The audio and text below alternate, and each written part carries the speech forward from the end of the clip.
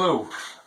A friend of mine is building a multi-deck SN2 layout based on the Sandy River and Rangeley Lakes, and he wants to have a human-powered train elevator.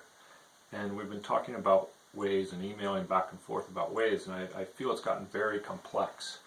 And I actually feel that a simpler solution is possible, and that we don't really need these constraints. We're worried about whether trains will slide or fall off the ends or tip or rotate.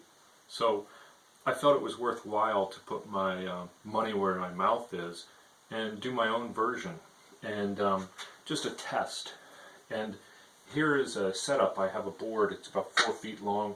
I only have about 3 feet of track on it, but this is the way it was. I had it. I just wanted to do it. I didn't want to spend much time. I put 4 of my own SN2 cars on here, and they all roll back and forth. They're all on the track, and I even put an engine on here. Yep, I put my own brass engine on here. I haven't even put sides on this little cassette because that's not the way it is. I just want to do this. So I'm going to risk my own equipment in an attempt to verify whether this is possible and how much we need to do. So we're worried about whether you tip it too much, is it going to slide? And I think that when he builds his, he will put ends on it so that the engines can't move too far, can't slide off. He'll also have sides on his. I've not done any of that. I have the board resting on 2 boards so I can get my hands under it, which I think is the way his will work. And then I have a shelf up here where I'm going to try to put it, and then even another shelf. He's got a triple deck layout, and it's about a 30-inch span at roughly about these heights. So this is the first attempt. Honestly, I have not tried this. I could fail, but that would be proof that maybe it's a problem.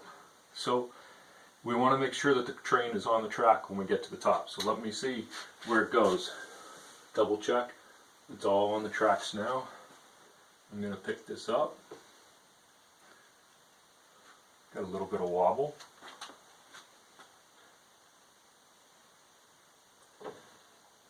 Set it right down on the shelf.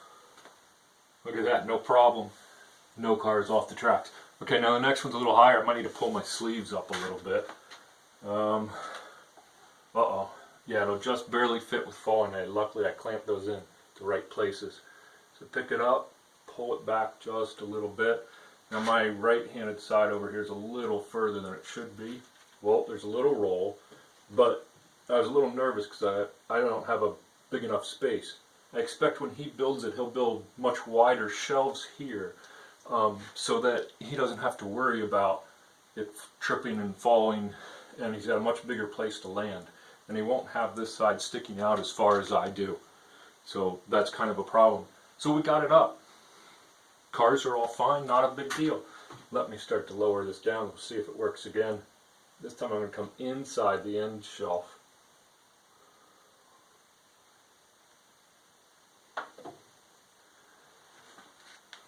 Seems pretty easy. I would think Harry can do that on his own without a problem. Just put some protective gear in case of a catastrophic event.